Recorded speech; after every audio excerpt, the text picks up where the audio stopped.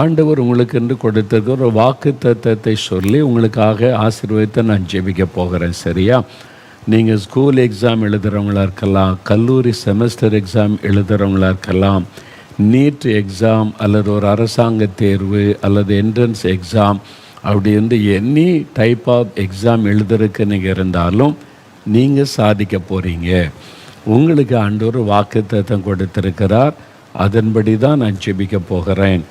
உங்களுக்கு ஏற்கனவே தெரிந்தது தான், திரும்ப ஒருக்க ஞாபகப்படுத்துகிறேன்.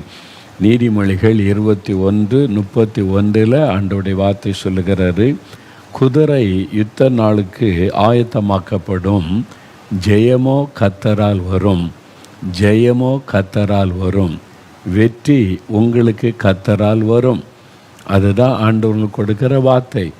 நான் தெய்வ ஊழியக்காரனாக கர்த்தர் சொன்னதை உங்களுக்கு சொல்லுகிறேன். என் பிள்ளைகளே, உங்களுக்கு வெற்றி கர்த்தரால் வரும். நீங்கள் ஆயத்தப்பட்டுக்கிட்டே இருக்கீங்கல்ல, ரொம்ப படிக்கிறீங்க, பிரயாசப்படுறீங்க, ஆரம்ப காலத்தில் விட்டீங்கல்ல, பிகினிங்கில் படிக்காமல் இப்போ தான் வந்து முட்டி மோதி படித்து எக்ஸாம் வந்துட்ட பக்கத்தில் அப்படின்னு விழித்தென்று படிக்கிறேன். ஓகே, எப்படி இருந்தாலும் நீங்கள் ரொம்ப பிரயாசப்படுறீங்க. அதனால் கர்த்தர் உங்களுக்கு ஜெயம் கொடுக்க விரும்புகிறார். நீங்கள் சாதிக்க போகிறீங்க. இந்த பரீட்சையில் உங்களுக்கு வரப்போகிற ரிசல்ட்டு உங்களை சாதனையாளர்களாய் வெளிப்படுத்த போகிறது. நீங்கள் எதிர்பார்ப்பதை விட உங்களுடைய வெற்றி பெரிதாக இருக்கும். அப்படி ஆண்டவர் ஜெயம் கொடுக்க போகிறார். ஜெயமோ கர்த்தரால் வரும். சொல்லுங்கள் கை வைத்து, ஜெயமோ எனக்கு கர்த்தரால் வரும், ஜெயமோ எனக்கு கர்த்தராகிய இயேசுவினால் வரும், கர்த்தராகிய இயேசுவினால் எனக்கு ஜெயம் உண்டாகும். சொல்லுங்கள் அப்படி விசுவாசத்தோடு தினம் ஒரு முறை அறிக்கையிடுங்க. ஆண்டவரே, இயேசுவே, நான் இப்போ படிக்கிற நாள் முடிந்த அளவு நீ இயேசு கிறிஸ்துவினால், கர்த்தராகி இயேசுவினால் எனக்கு ஜெயம் வரும், நான் விசுவாசிக்கிறேன்னு சொல்லியே படிங்க. நீங்கள் ஜெயிக்க போகிறீங்க. சரியா? வேத புஸ்தகத்தில் ஜெயம் பெற்ற அநேகரை குறித்து வாசிக்க முடியும். அதில் தானியேல் என்ற ஒரு வாலிபன், அவனுடைய வாழ்க்கையில் ஆரம்பத்தில் நிறைய தோல்விகள், ஏமாற்றங்கள், பாதிப்புகள் காணப்பட்டது. என் வாழ்க்கையை முடிஞ்சு போச்சு, அந்நிய தேசத்தில் அடிமையாக்கப்பட்டுட்டேன், அவ்வளோதான் என்று எண்ணின அந்த வாலிபனை ஆண்டவர் வெற்றி உள்ளவனாய் மாற்றி, சாதனையாளனாய் மாற்றி, ஒரு தேசத்துடைய பிரதம மந்திரிக்கு அடுத்த, அதாவது ராஜாவிற்கு அடுத்த ஸ்தானம், பிரதம மந்திரியாக உயர்த்தி விட்டார். ராஜாவிற்கு அடுத்து வரக்கூடிய பிரதம மந்திரியாக கர்த்தர் உயர்த்தி முழு தேசத்துக்கு ஆசீர்வாதமாய் கர்த்தர் மாற்றிவிட்டார். அதுதான் தானியேலின் புஸ்தகத்தில் சரித்திரத்தில் எழுதப்பட்டிருக்கிற ஒரு சம்பவம். இது நடந்த ஒரு சம்பவம் தான் பைபிளில் எழுதப்பட்டிருக்கிறது. இந்த ஈராக்கெல்லாம் இருக்குல்ல, அந்த பகுதி தான் அந்த காலத்தில் பாபிலோன் தேசம் என்று அழைக்கப்பட்டது. அங்கே நடந்த சம்பவம் தான் அங்கே எழுதப்பட்டிருக்கிறது. பாருங்கள், தானியேல் 6 கடைசி வசனத்தில் தானியேலின் காரியம் ஜெயமாயிருந்தது, தானியேலின் காரியம் ஜெயமாயிருந்தது. தானியேலுக்கு கர்த்தர் ஜெயம் கொடுத்தார். உங்களுக்கும் ஆண்டவர் ஜெயம் தருவார். நீங்கள் ஜெயிக்க போகிறீங்க.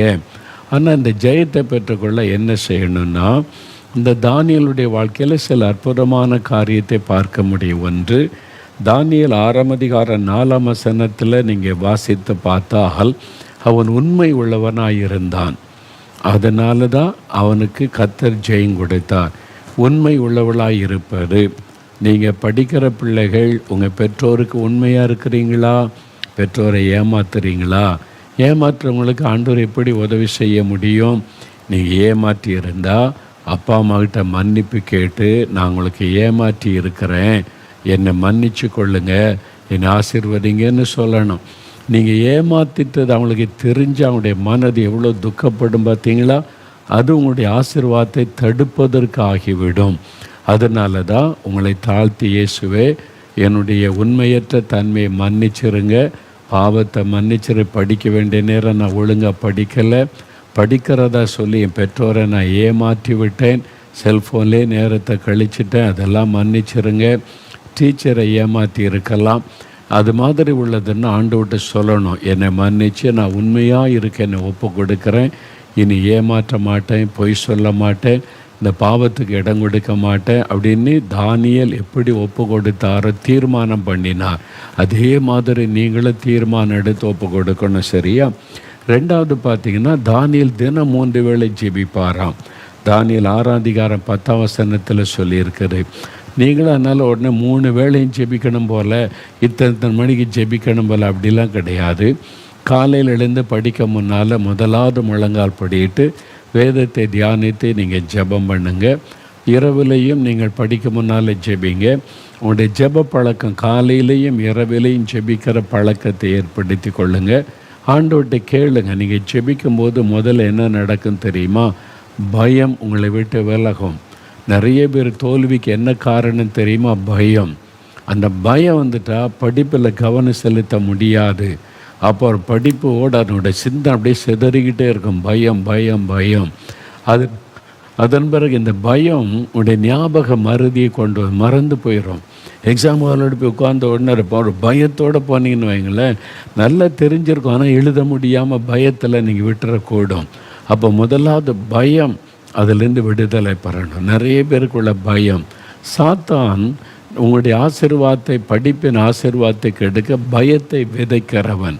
உள்ளத்துக்குள்ளே பயத்தை கொண்டு வருகிறான். நீ எல்லாம் ஜெயிக்க முடியாது, நீ எல்லாம் மார்க் எடுக்க முடியாது, ஏதாவது ஒரு விதத்தில் பயத்தை கொண்டு வந்து நம்முடைய படிப்பை கெடுத்து விட நினைக்கிறான். இன்றைக்கு அந்த பயத்திலேருந்து உங்களுக்கு விடுதலை. சரியா? ஒரு தம்பி பாருங்கள், ஒரு சமயம் சாட்சி சொன்னான். அந்த தம்பி கிறிஸ்தவ குடும்பத்தை சார்ந்தவன் அல்ல. அந்த தம்பி +2 படிக்கும்போது அவங்க அப்பா சொன்னாங்களே எல்லாத்துட்டையும், என் பையன் இத்தனை மார்க் எடுப்பான், 90% அவன் எடுப்பான், அதுக்கு மேலே மார்க் எடுப்பான், எனக்கு நம்பிக்கை இருக்குது, நல்லா படிப்பான்னு வெளில வர்றவங்க இப்போ அவருடைய சொந்தக்காரர்கிட்டலாம் சொல்லிட்டாங்க. பையனை பற்றி பெருமையாக சந்தோஷமாக. அது பெற்றோருக்கு அந்த ஒரு பெருமை இருக்கும்ல, என் பையன் நல்லா படிக்கிறான், 90%க்கு மேலே எடுப்பான் பாருங்களேன், என்ன கவர்மெண்ட் எக்ஸாம் இல்லைன்னு சொல்லிட்டார்.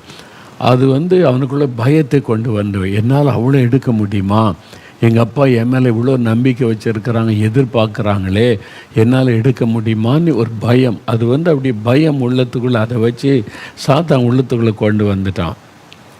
டீச்சர்ஸ் எல்லாம் சொல்ல ஆரம்பிச்சிட்டான், இது வரைக்கும் நீ நல்லா படிச்சிருக்க, கோட்டை ஏழி, ஆஃப் ஏழி, ரிவிஷன் டெஸ்ட்லாம் மார்க் எடுத்திருக்கிற, இந்த மாதிரி நீ இவ்வளோ மார்க் எடுப்ப நாங்கள் எதிர்பார்க்குறோம் அப்படின்னு சொன்ன உடனே அப்படி பயம் அந்த உள்ளத்தை பற்றி கொண்டார். இவனுக்கு அந்த பயத்திலேருந்து வெளிவர முடியல. ஏன்னா புக்கை திறந்தால் அந்த பயந்தான், என்னால் இவ்வளோ மார்க் எடுக்க முடியுமா, எடுக்க முடியுமா அந்த பயம். அதனால் படிப்பில் கவனம் செலுத்த முடியல, கான்சன்ட்ரேட் பண்ணி படிக்க முடியல, சிந்தனையில் போராட்டம், இரவும் பகலும் தூங்க முடியல. எங்கள் அப்பா எதிர்பார்க்குறாங்க, டீச்சர்ஸ் எதிர்பார்க்குறாங்க, என்னால் அவ்வளோ மார்க் எடுக்க முடியுமா, ஒரு பயம் விட்டார். அதனால் ரொம்ப பக்தியாலாம் அவன் தெய்வத்தை தேட ஆரம்பித்தான். என்னென்னோ அவனுடைய பக்தியில் எல்லாம் செஞ்சு பார்த்துட்டான். அந்த பயம் உள்ளத்தை விட்டு போகவே மாட்டேங்குது. புக்கை எடுத்து படிக்க முடியல, கான்சன்ட்ரேட் பண்ண முடியல, இரவும் பகலும் பயத்தின் பாதிப்பு. அப்போ அவனுடைய வீட்டு பக்கத்தில் ஒரு கிறிஸ்தவ குடும்பம் இருந்தாங்க. அதே தெருவில் அவங்க பக்கத்து வீடு, அந்த தெருவிலேருந்து ஒரு வீடு பக்கத்து வீடார் இருந்தாங்க. அவங்க தினமும் ராத்திரியில் குடும்ப ஜெபம் பண்ணுவாங்களாம். அவங்க குடும்பமாக உட்காந்து பாட்டு பாடி ஜெபிக்கிற சத்தம் கேட்கும். அந்த தெருவுக்கே தெரியும் இந்த கிறிஸ்தவங்க ராத்திரி 8 மணிக்கான குடும்ப ஜெபம் பண்ணுவாங்கன்னு. அப்போ இவங்க பிரார்த்தனை பண்ணுறவங்கன்னு இவனுக்கு தெரிஞ்சதில்ல. அது ஒரே தெரு தானே, பழகினான். ஒரு நாள் வீட்டுக்கு போனான். அந்த வீட்டில் அந்த தாயார் இருந்தாங்க, அந்த சகோதரி. அவங்ககிட்ட போனேன், என்ன தம்பி வந்திருக்கிற, உள்ள வான்னு உட்கார வச்சாங்க. அவன் போய் சொன்னான், ஆண்டி எனக்கு ஒரு காரியம், நீங்கள் பிரார்த்தனை பண்ணுவீங்களா? சரி, என்ன காரியம் உனக்கு தம்பி சொல்லுன்னா, எனக்கு ஒரு பயம் இருக்குது, எங்கள் அப்பா என்கிட்ட எதிர்பார்க்குறாங்க, டீச்சர்ஸ் எதிர்பார்க்குறாங்க, அந்த காரியத்தை அறிந்ததிலிருந்து ஒரு பயம் என் உள்ளத்தில், என்னால் படிக்க முடியல, கவனம் செலுத்த முடியல, தூங்க முடியல, இரவும் பகல் ஒரு பயம் வாதிக்குது, என்னால் படிக்கவே முடியலையே ஆண்டி என்பதாக சொன்னான். நான் உனக்காக பிரார்த்தனை பண்ணுறேன், இயேசு உனக்கு இந்த பயத்தை, இந்த விடுதலை தருவார், நீ படித்து நல்ல மார்க் எடுப்ப, பயப்படாதன்னு சொல்லி.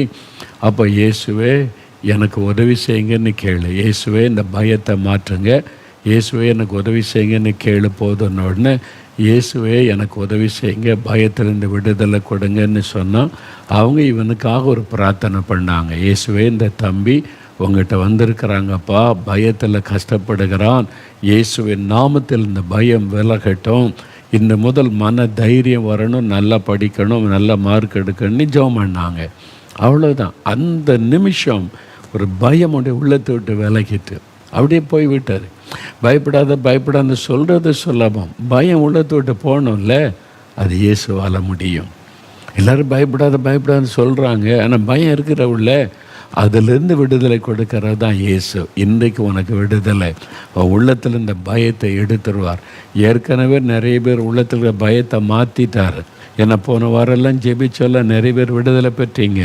இன்னும் சிலருக்குள்ள பயம் இருக்குதில்லை, இன்றைக்கு உங்களுக்கு விடுதலை. பாருங்கள், அந்த பயம் போனது. நல்லா படிக்க ஆரம்பித்தான், அப்புறம் அவனுக்கு ரொம்ப சந்தோஷம், இப்போ பயமே வருவதில்லை, நல்ல சந்தோஷமாக படித்தான். எக்ஸாமுக்காக போனால் பயமே இல்லை, தைரியமாக போய் எழுதுனான். இயேசுவே என் பயத்தை மாற்றிருங்க அப்படி சொல்லியே படித்து வெற்றி பெற்று அவங்க அப்பா எதிர்பார்த்ததை விட அதிக மார்க் எடுத்து சாதிச்சிட்டான். அவ்வளோ சந்தோஷமாக சாட்சி சொன்னான். அவன் எவ்வளோ மகிழ்ச்சி அவனுக்கு இல்லை, பயத்திலிருந்து விடுதலை கொடுத்து அவனுக்கு வெற்றி கொடுத்து சாதிக்கிறவனாய் கர்த்தர் இயேசு மாற்றினார். உங்களுக்கு செய்வார். அதனால் நீங்கள் பிரார்த்தனை பண்ணால் போதும், இயேசுவே எனக்கு உதவி செய்யுங்க, இயேசுவே பயத்தை மாற்றுங்க, இயேசுவே என் கூட இருந்து எனக்கு படிப்பில் உதவி செய்யுங்க. அப்படி ஜெபிச்சா போதும், ஆண்டவர் அற்புதம் செய்து விடுவார். சரியா? தானியேல் 6:23 பார்த்திங்கன்னா, அவன் கர்த்தரை விசுவாசித்தான். அவன் விசுவாசித்ததுனால சிங்கம் கூட அவனை சேதப்படுத்த முடியல. அவன் மீது அபாண்டமான பழியை சுமத்தி, பொறாமை கொண்டவங்கெல்லாம் பழி சுமத்தி அவனுக்கு விரோதமாக ஒரு சட்டத்தை கொண்டு வந்து சிங்க கபியில் போட்டாங்க. பசியோடு இருக்கிற சிங்கங்கள் அதுக்குள்ளே அவனை போட்டால் சிங்கம் அவனை சேதப்படுத்தவே இல்லை. அவன் பக்கத்தில் தான் நடமாடுது, சிங்கம் சேதப்படுத்தலை. அது பசியோடு தான் இருக்குது, ஆனால் சிங்கம் தொடலை. ஏன்னா அவன் ஆண்டவரை விசுவாசித்தான். கர்த்தரை, எனக்கு கர்த்தர் என் கூட இருக்கார், சிங்கத்தை உண்டாக்குன ஆண்டவர் என் கூட இருக்கார், சிங்கம் என்னை சேரப்படுத்தாத. நான் உண்மையாக இருந்தேன், பரிசுத்தமாக இருந்தேன், ஜெபம் பண்ணினேன், கர்த்தரை நான் விசுவாசித்தேன், அதனால சிங்கம் சேரப்படுத்தாது. அந்த விசுவாசம். அதனால் பாருங்கள், அவர் அற்புதமாக உயிரோடு கூட வெளியே வந்தான் என்பதாக இந்த சரித்திரத்தில் நம்ம வாசிக்கிறோம். அப்போ விசுவாசம், நீங்கள் விசுவாசிங்க, சாதிப்பீங்க. ஒன்றும் உங்களை சேதப்படுத்தாது. நீங்கள் தோல்வி அடைகிற எல்லா சூழ்நிலையும் கர்த்தர் மாற்றுவார். பயப்படாதங்க.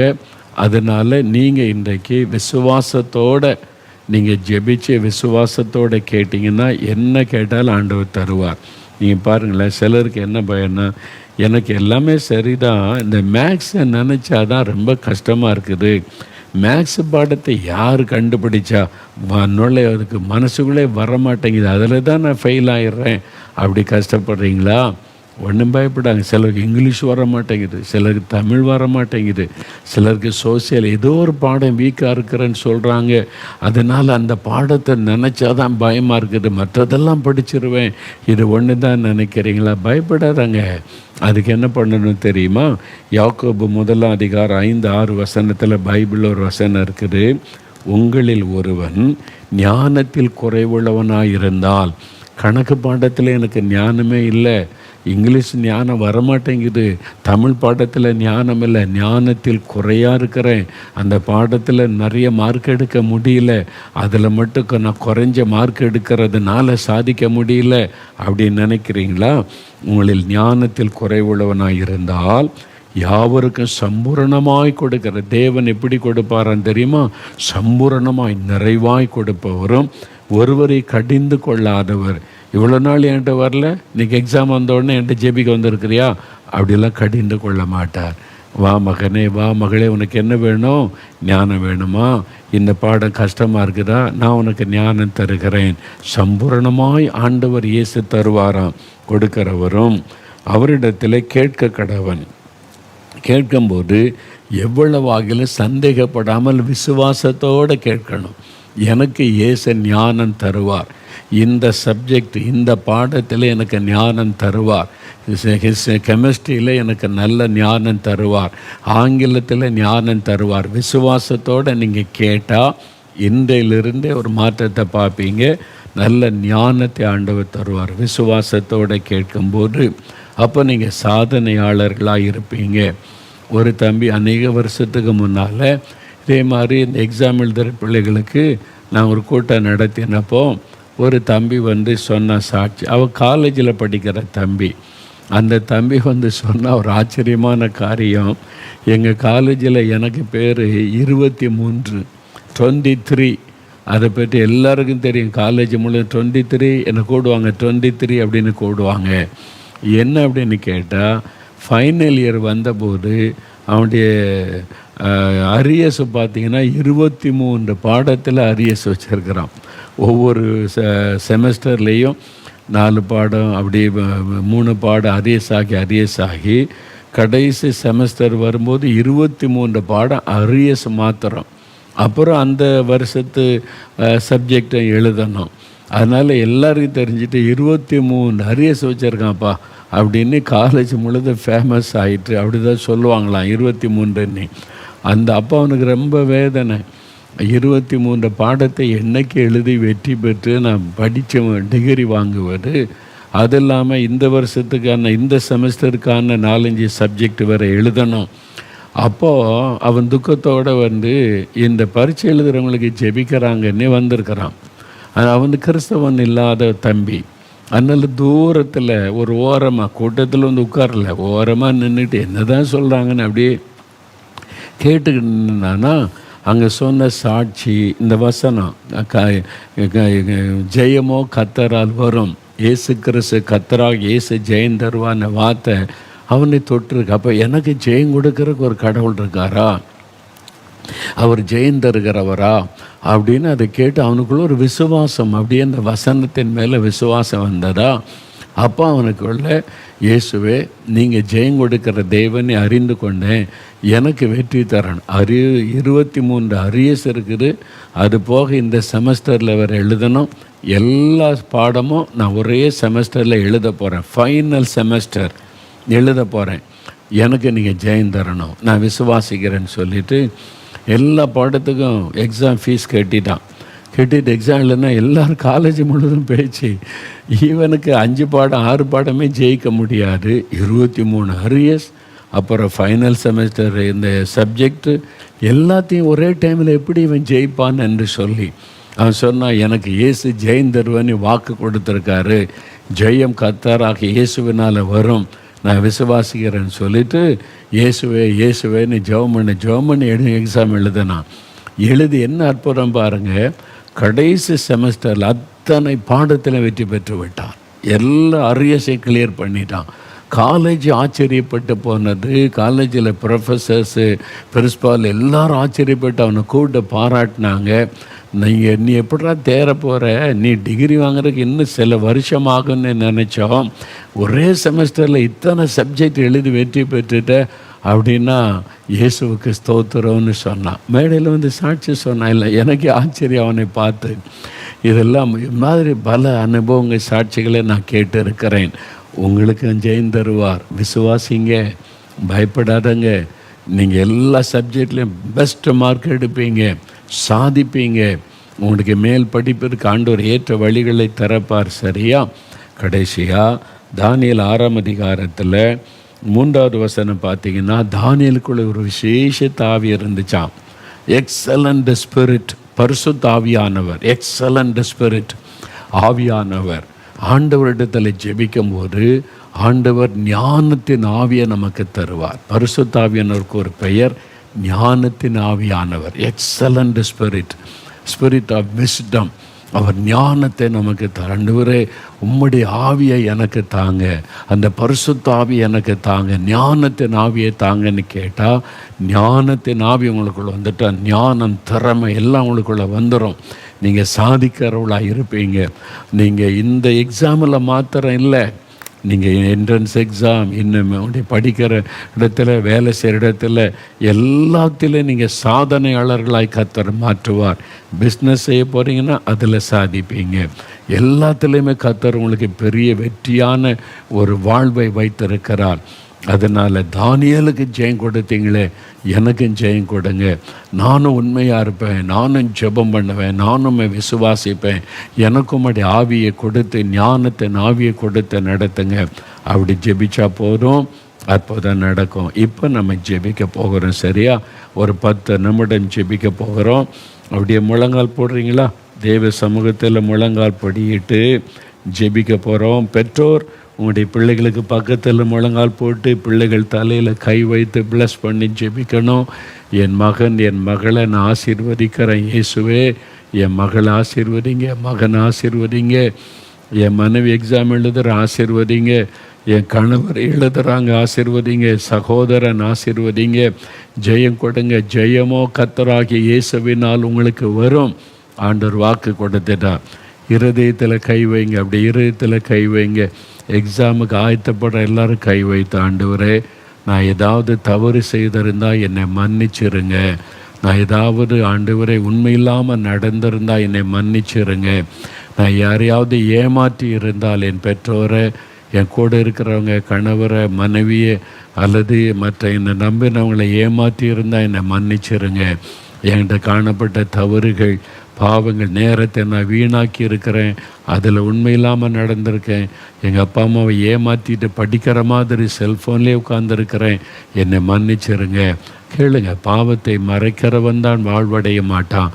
அறிக்கை செய்துட்டா இயேசு இறக்கம் செய்வார். என்னை மன்னிச்சிருங்க, என் தவறுகளை மன்னிச்சிருங்க இயேசுவே.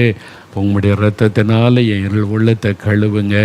என் கூட நீங்கள் வந்தீங்கன்னா பயம்லாம் விலகிறோம். என் உள்ளத்தில் வாங்க, நீ பயப்படாத, நான் உன் கூட இருப்பேன்னு சொன்னீங்களே, என் உள்ளத்தில் வாங்க, என் பயத்தை மாற்றுங்க. சொல்லுங்கள், என் பயத்தை மாற்றுங்க இயேசுவே. என் உள்ளத்தில் இருக்கிற பயத்தை எடுத்து போடுங்க. இந்த பயத்தை கொண்டு வருகிற ஆவி விலகட்டும். பெற்றோர் ஜெபிங்க, என் பிள்ளைகளுக்குள்ளே பயத்தை கொண்டு வருகிற பிசாசை கடிந்து கொள்ளுகிறேன். பயம் விலகட்டும் இயேசுவே. என் பிள்ளைகளுடைய உள்ளத்தை தைரியப்படுத்துங்க. அப்படியே ஜெபிங்க. இயேசுவே எனக்கு ஞானமுள்ள ஆவியை தாங்கன்னு கேளுங்க. ஞானத்தை தாங்க. இந்த சப்ஜெக்டில் எனக்கு கஷ்டமாக இருக்குது, இந்த சப்ஜெக்ட் எனக்கு புரிய மாட்டேங்குது, இந்த சப்ஜெக்டில் மாத்திரம் எனக்கு மார்க்கு குறைஞ்சி போயிடுது, அதில் எனக்கு ஞானம் கொடுங்க, பெரிய வெற்றி கொடுங்க, அதில் ஃபுல் மார்க் எனக்கு வேணும், என்னை ஆசீர்வதிங்க, எனக்கு ஒரு அற்புதம் செய்யுங்க. கேளுங்க, அற்புதம் செய்யுங்க. அவர் அற்புதத்தின் தேவன். எனக்கு ஒரு அற்புதம் செய்யுங்க. நான் இதில் பெரிய வெற்றி பெறணும், நிறைய மார்க் எடுக்கணும். இந்த புரியாத பாடத்தில் எனக்கு ஞானம் கொடுங்க. ஞாபக சக்தி தாங்க இயேசுவே. ஞாபக சக்தி எனக்கு அப்பப்போ மறந்து போயிடுது. ஞாபக சக்தி தாங்க ஆண்டவரே. என் பிள்ளைக்கு ஞாபக சக்தி கொடுங்க. பெற்றோர் கை வைத்து ஜெபிங்க, என் பிள்ளைக்கு ஞாபக சக்தி கொடுங்கப்பா. பிள்ளைகளை தொடுங்க, ஆசீர்வதிங்க. சிலர் பலவீனப்பட்டு இருக்கிறீங்க, வியாதிப்பட்டு இருக்கிறீங்க. எக்ஸாம் அறிவித்த நாளிலிருந்து காய்ச்சல், எக்ஸாம் அறிவித்த நாளிலிருந்து ஒரு விதமான இழுப்பு வியாதி, எக்ஸாம் அறிவித்த நாளிலிருந்து கண்ணில் பாதிப்பு, கண்ணில் தண்ணீர் வெடியுது, படிக்க முடியல, இருதயம் படபடக்குது, சிலருக்குள்ளே கழுத்தில் வலி, கையில் வலி, இப்படி ஒரு பலவீனம் இயேசுவின் நாமத்தில் அது விலகுகிறது. நிறைய பேர் சரீரம் பலவீனப்பட்டு இந்த வியாதி, காய்ச்சல், அந்த இழுப்பு, பலவீனத்தினால் தாக்கப்பட்டு இருக்கிறவங்களை இயேசு தொடுகிறார்.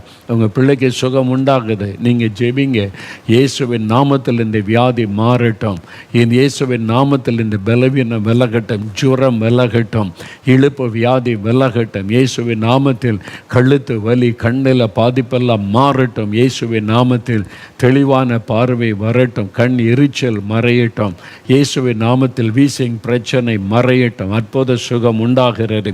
நிறைய பேர் ஆண்டவர் தொடுகிறார். வியாதிப்பட்ட எக்ஸாம் வந்துட்டால் ஒரு வியாதி வருது, ஒரு பலவீனம், அதை ஆண்டவர் எடுத்து போடுகிறார். இப்போ சுகம் உண்டாகிறது. விசுவாசிங்க. இயேசுடைய கரம் தொடுது. அந்த மாதிரி பிள்ளைகளுக்கு இயேசு சுகம் தருகிறார். இப்போவே அந்த வியாதி மறைகிறது இயேசுவின் நாமத்தில். எல்லா வலிகளும் வேதனைகளும் மறையட்டும், பலவீனங்கள் மாறட்டும் ஆண்டவரே. இருதயத்தை படபடப்பெல்லாம் மாறட்டும், நெஞ்சு வலியெல்லாம் மாறட்டும் இயேசுவின் நாமத்தில். தலை சுற்றெல்லாம் மறையட்டும் இயேசுவின் நாமத்தில். ஆண்டவரே, கை கால்கள் பலன் கொள்ளட்டும் இயேசுவின் நாமத்தில். ஜீரண உறுப்பு, அஜீரண பிரச்சனை மறையட்டும் இயேசுவின் நாமத்தில். சரீரத்தில் வியாதி, பலவீனத்தை உண்டாக்குற பிசாசை கடிந்து கொள்ளுகிற இயேசுவின் நாமத்தில்.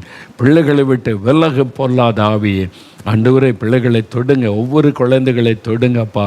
யார் எக்ஸாம் வந்துட்டா பிள்ளைகள் கஷ்டப்படுறாங்களப்பா, அவங்களை தொடுங்க. அந்த மகளை தொடுங்க, அந்த மகனை தொடுங்க. நீங்கள் தொடுறீங்க, நிறைய பேரை இயேசு தொடுகிறார். வியாதி மறைகிறது, பலவீனம் மறைகிறது, பயம் விலகுகிறது. இப்போ ஞானத்தின் ஆவியை நிரப்புகிறாரு.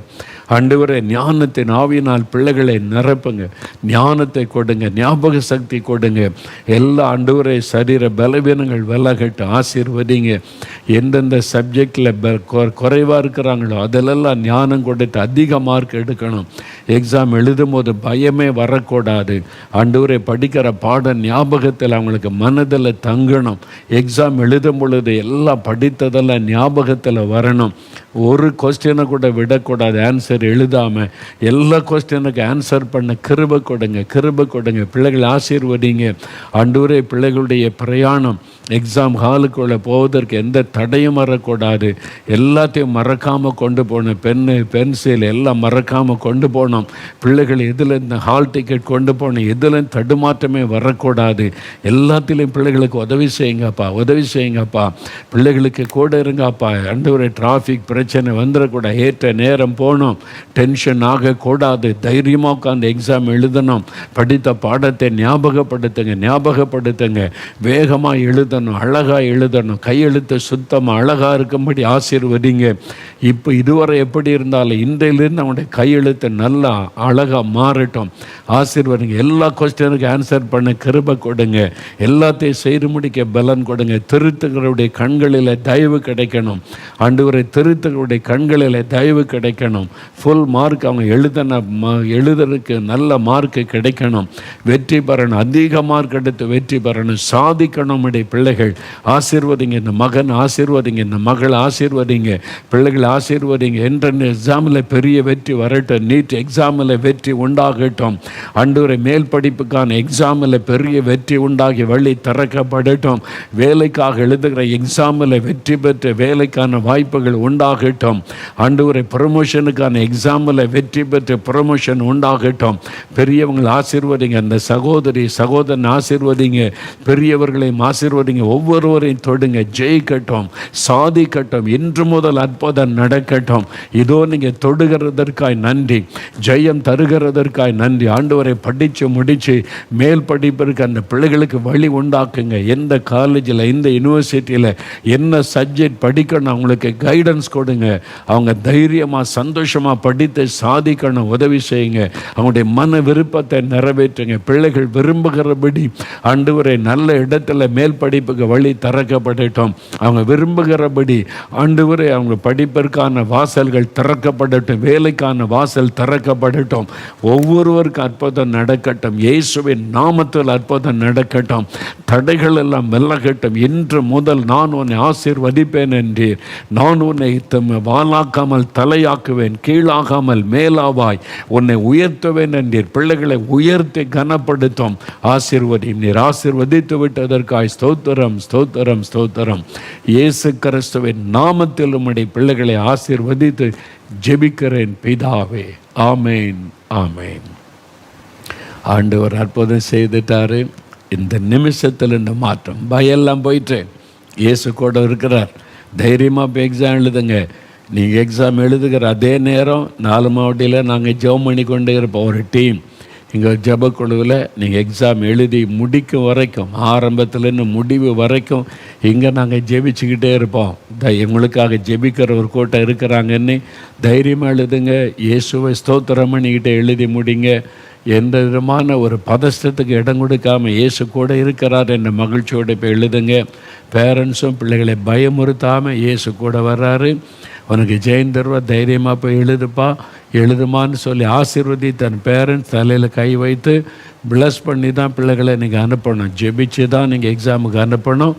அதை தவறாமல் செய்யுங்க. ஒவ்வொரு எக்ஸாம் முடிச்சுட்டு வந்த பிறகு ஆண்டவருக்கு நன்றி சொல்லுங்கள். அடுத்த எக்ஸாமுக்கு ரெடி ஆகுங்க. முடிஞ்ச எக்ஸாம் பற்றி டிஸ்கஸ் பண்ணி குழப்பிக்கிட்டே இருக்காருங்க. அதுக்கு பதில் எழுதலையே முடிஞ்சது கத்தரிட்ட விட்டுருங்க, மீதியை அவர் பார்த்து கொள்ளுவார். நீங்கள் தைரியமாக எழுதுங்க. நீங்கள் சாதிப்பீங்க, பெரிய வெற்றி பெறுவீங்க, நீங்கள் உயர்த்தப்பட்டிருப்பீங்க. உங்கள் பிள்ளைகள் ஆசீர்வதிக்கப்பட்டிருப்பாங்க. இயேசுவின் நாமத்தில் அவளை ஆசீர்வதிக்கிறேன். ஆண்டவருக்கே மகிமை. வெற்றி பெற்றவுடனே எங்களுக்கு தெரியப்படுத்துங்க. நாங்களும் ஆண்டவரை துதிப்போம். கர்த்தருடைய ஆசீர்வாதம் உங்களோடு பிள்ளைகளோடு என்று நிலைத்திருப்பதாக.